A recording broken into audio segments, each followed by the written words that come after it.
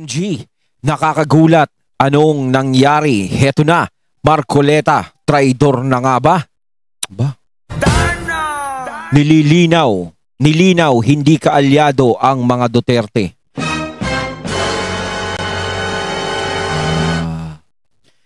Siyempre, itong balitang ating matutunghayan ngayon ay nagmula kay Banat ng Bayan. At ito po ang inyong lingkod na si BT na magbibigay ng reaksyon at komento dito sa video na ating matutunghayan ngayon. At huwag na natin pagtagalin at sabay-sabay na natin panoorin ang laman ng video na hatid sa atin ni Banat ng Bayan at bibigyan natin ng reaksyon ang balitang ito. Pasok! Bigay lang po tayo ng reaction po mga kabida, no? Dito ho sa naging pahayag po ngayon ni Senator Rodante Marcoleta, ang bagong chairperson po mga kabida ng Blue Ribbon Committee. Ano po? No? Ayun, syempre bago natin simulan ng video ito, nais ko nga pala magbigay ng credits dito sa boses at video na matutunghayan natin ngayon at bibigyan ng reaksyon walang iba kundi si The Journalist Opinion. Ayan, syempre, supportahan natin si The Journalist Opinion mga katunay. Syempre, don't forget to subscribe sa kanyang channel para maging updated tayo sa mga reaction and vlogs na inilalabas ni The Journalist Opinion. Ipagpatuloy natin. Kung saan po mga kabida ay dininay po niya ngayon, ano? Na siya po ay meron pong alliance sa mga senador na tinatawag po nilang Duterte Block po mga kabida, no? Diyan po sa Senado, ano po? So, ibig sabihin dito ni Sir na si Senator Marcoleta ay dinidinay niya na siya ay kabilang sa Duterte Block. Aba mga katunay. Nakakabigla to nakakagulat. Magbigay lang po tayo ng reaction mamaya. Babasahin muna natin itong balita, no? Mula sa batas.ph, ano po, na? Newly installed Senate Blue Ribbon Committee Chairperson Senator Rodante Marcoleta has denied any alliance with the Duterte bloc in the Senate, emphasizing that he was only an adopted candidate of the PDP Laban. He clarified that while he is a staunch critic of the current administration, he does not consider President Ferdinand Bongbong Marcos Jr. as a political enemy. So, hindi niya tinuturing na Marcoleta kalaban. explained that he doesn't share the same position with the senators who are part of the so-called Duterte bloc. He added that this is the reason why he attended the President's recent State of the Nation address o SONA. Ayun. Now, anong ibig sabihin dito ho sa sinabi po ni Senator Rodante Marcoleta mga kabida na hindi niya kalyado ito hong mga senador na tinatawag po nilang Duterte block, ano? Diyan po sa Senado, ano? Medyo nakakalito po ito, ano, mga kabida.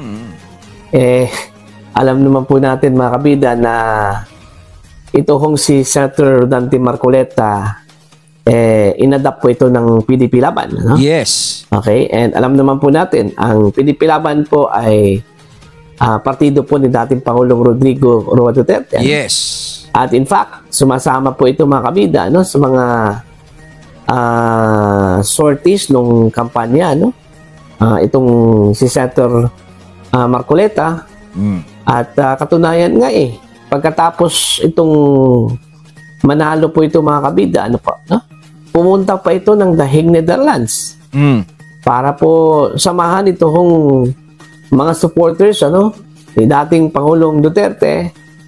At makibahagi po ano sa mga pagdiriwang doon po sa The Hague, Netherlands po mga kabida, ano po.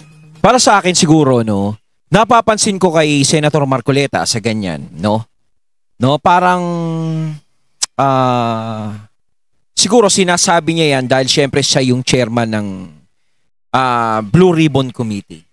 'Di ba? Baka sinabi niya yan kasi syempre mas maganda isipin na lang na nasa gitna siya. Kasi kung sasabihin na kamiyembro siya ng Duterte Block, baka pagkamalan siyang bias. Tama ba ako mali mga katunay? Kasi baka pagkamalan siyang bias nung mga, alam nyo na, di ba? Malawak masyado ang isip, no, ng mga nung mga nag-iisip ng hindi maganda.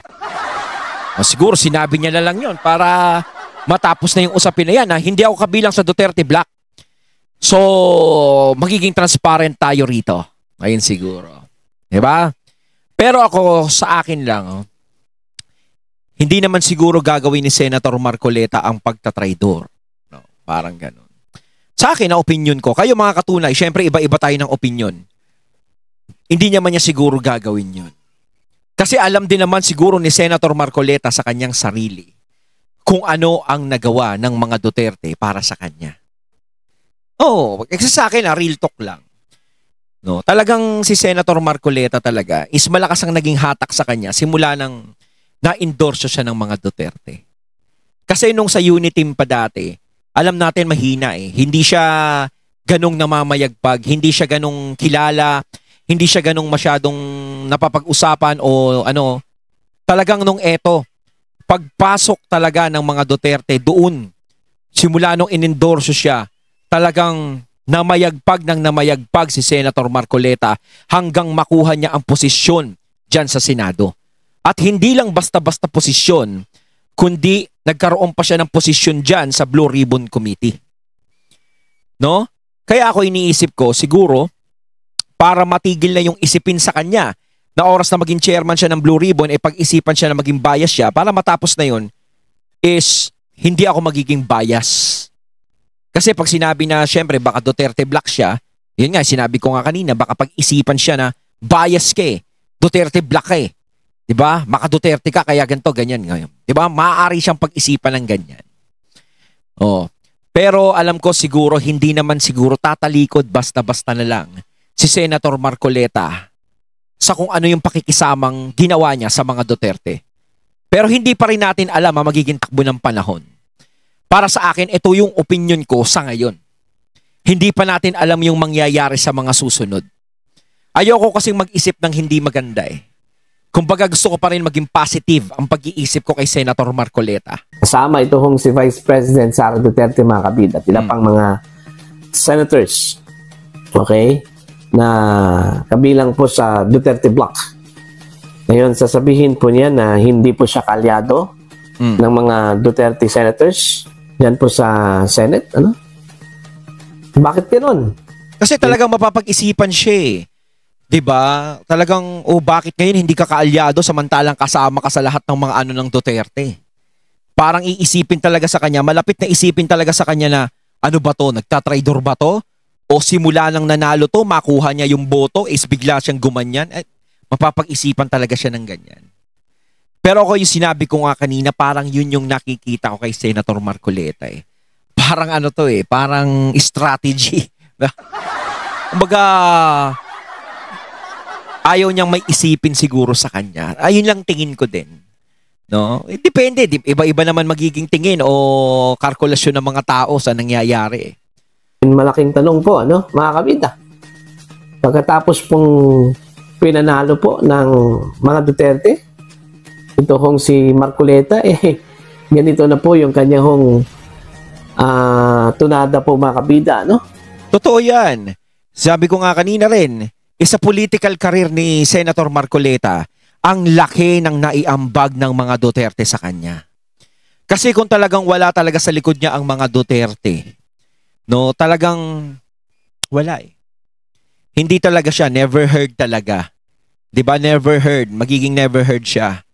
Kumbaga, ang laki ng nagawa sa kanya ng pangalang Duterte. Yung pagkaka-endorse sa kanya ni Tatay Digong, pagkaka-endorse sa kanya ni BP Sara, malaki yung nagawa sa kanya. Kaya nga sinasabi ko kanina, malaki yung pinagkaiba noong 2022. Diba? Malaki talaga yung sa ngayon. Mantakin nyo, nakuha niya 6 spot ba yun? Sa Senado? Sa mga nanalo, diba? Mataas-taas na, 5 o 6 or what? Diba? Mataas-taas na. Hindi basta-basta yun. Ewan ko kung ano ba ang nasa likod po ng rason, o bakit po ganun ang pagkasabi po ni Senator Marcoleta, mga kabida, po. Di kaya ito ay dahil siya po ay bagong installed na chairperson po ng Blue Ribbon Committee, ano? Yun. Yan po sa Senado. Yun. Kung saan po mga kabida ay kailangan po niya ng magampanan niya ang kanyang trabaho bilang accountability chairperson po, ano? Mga kabida. Yan po sa Senate. Yun yung sinasabi ko. Tama si The Journalist Opinion. Di ba? Pareho kami ng iniisip na baka mamaya di ba? Syempre, mahirap na yung may masabi sa kanya eh. Kapag once na nasa Duterte block siya, tapos siya yung nandiyadyaan, tapos mag-iimbestiga siya ng kalaban o ganto man, no? Syempre, pag-iisipan siya. Sinabi ko nga uli kanina, Duterte block eh. Maka Duterte ka eh. Natural, papaboran mo yung mga Duterte. Ganun, mapapag-isipan siya ng ganun. So kung nandiyadyaan lang siya is nasa gitna siya o gigitna ako. No? Dahil ako yung chairman dito, medyo maliliko, no? Kasi hindi naman ako kasali diyan sa mga yan eh. Hindi rin ako kasali sa inyo. 'Di ba? Kumbaga nandoon pa rin yung transparency, accountability, mga ganyan. 'Di ba? Hindi siya para pag-isipan o magkaroon ng mga salitatong laban sa kanya. Yun siguro yung iniiwasan niya eh. Pero sa puso ni Marcoleta siguro, alam natin kung ano pa rin. Okay? Kasi po, hindi naman po ako naniniwala po na ingrato ito kung si kahit ako, Senator Rodante Marcoleta po, mga kabida. Tama. Kahit ako, hindi ako naniniwala na basta-basta na lang tatraidor rin ni Senator Marcoleta si BP Sara at si PRRD. No, hindi ganon. Hindi ganon. Kaya tayo mga katunay siguro mas maganda is magmatsyag muna tayo. Kumbaga kalma lang, no? Kalma lang tayo. Tignan natin yung mga susunod na kabanata. Okay. Sanay naman tayo maghintay ng mga susunod na kabanata eh. Matapos pong dinala po ito, ano, ng mga Duterte po, mga kabidan. Ngayon, sasabihin po niya na hindi niya kalyado ang mga Duterte block dyan po sa Senate. Okay? At sinabi pa po niya na magkaiba yung kanilang posisyon, ano? Mga kabida. Oh. Anong sa tingin po ninyo dito sa sinabi po ni Senator Rodante Marcoleta, mga kabida? Sasabihin ba natin, makukonsidera ba natin ito na isang pagtraidor, ano, sa mga Duterte? Tama. Kayo mga katunay, ano din ang tingin nyo? 'Di ba? Anong maiisip nyo sa ginawa o sinabi ni Senator Marcoleta na yan? No, na hindi siya kabilang sa Duterte block. Kasi alam naman po natin pag Duterte block yan, full-blooded Duterte supporters talaga yan, ano? Mga kabida, ano po? Diyan po sa Senado. Kaya nga, daming tanong ngayon, ano? Dito kung ito bang si Senator Marcoleta, ginawa lang ba niya o ginamit lang ba niya ito pong Duterte, ano, para lang po manalo po sa eleksyon at makisakay po sa popularidad, ano, ng mga Duterte, mga kabida, ano po. Pero kung may ganun siyang taktika, no, yung nakasakay lang siya o ginamit lang niya, parang napakalinis ng pagkakagawa niya, no, kung mayroong mga ganung mga, ano, di ba? Siyempre, hindi na mawawala yung mga sapantaha sa iba nating mga kababayan, di ba? Na gano'n na maiisip sa kanya. No? Parang matinding taktika yung nangyari na yon. Pero alam din naman siguro ni Senator Marcoleta, di ba? Talagang alam niya kung gaano karami ang maaaring magtampo sa kanya kung sakasakali talagang ginamit niya lang ang Duterte. Alam niya siguro ang magiging feedback. Kasi kahit sabihin natin na nandito na ako sa posisyon ko, nanalo na ako eh. Pare gano'n kunwari halimbawa, ginamit niya nga yung mga Duterte, ganito. Tapos biglang ganito, ganyan. Hindi pa na siya pwedeng maging kampante na sa mga susunod pa kaya, maging senador ka pa, sa susunod pa kaya, ganito. Kaya nga sinasabi ko, marami talagang supporter ng mga Duterte. Kaya nga si BP Sara hindi matinag-tinag, syempre. Yung mga taong bayan din na sumusuporta sa kanila, ang nagpapalakas din sa kanya. Kung sakasakaling si Senator Marcoleta ay magkaganon at bumaliktad talaga at talagang ginamit niya lang, alam niya kung ano magiging feedback sa kanya noon. 'Di ba? Kaya katulad naman ito, di ba, sila Tolentino, di ba, alam naman natin kung ano yung nangyaring kapalaran sa kanila. Di ba, na buong akala, kahit bumaligtad kami dyan sa mga Duterte, kahit na umalis kami dyan, mananalo pa rin kami sa susunod. Kung sakali naman at bumaliktad, naku, siguro, wag naman sana, no? Pero pag siya bumaliktad, maaari sigurong mangyari sa kanya din yun. Pagdating ng panahon. Okay. Meron pong caption dito, no? Si Joey Deviev, mga kabida, ano po, no? Kung saan po, siya po yung nag-share dito ho sa article po ng Batas PH, ano, mga kabida. Ang kanya hong caption, babasahin ko lang po sa inyo, ano, has something to do with Senate Blue Ribbon Committee. Politics did this. Bigyan nyo muna sa politika ito. Wait and see lang. Ayan. So, possible, ito po ay may kaugnayan sa kanya hong pagiging chairman po ng Blue Ribbon Committee po, mga kabida. Yes, yes. Kasi iba kasi yung kanyang posisyon ngayon, ano? Yes, hindi basta-basta yan. Kailangan po na mag-chairman ka po ng Blue Ribbon Committee, kailangan pong neutral ka po, mga kabida, dito, ano? Yun yung sinasabi natin. Neutral, kasi hindi pa pwedeng meron siyang ginugrupo. Hindi pa pwedeng nasa alyansa siya o na kay PBBM siya. Hindi rin pa pwedeng nasa Duterte siya.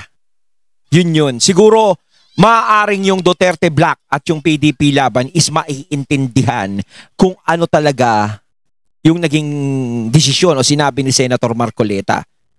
Diba? Siguro naman, baka naman mamaya, nagkausap-usap naman sila. No? Alam din naman siguro nila yan. Hindi natin alam, bahala sila. Pero para sa akin, yun ang naiisip ko. No? Bilang chairman ng Blue Ribbon Committee, hindi pa pwedeng maging bias ka. Kung ikaw ang mag-iimbestiga. Diba?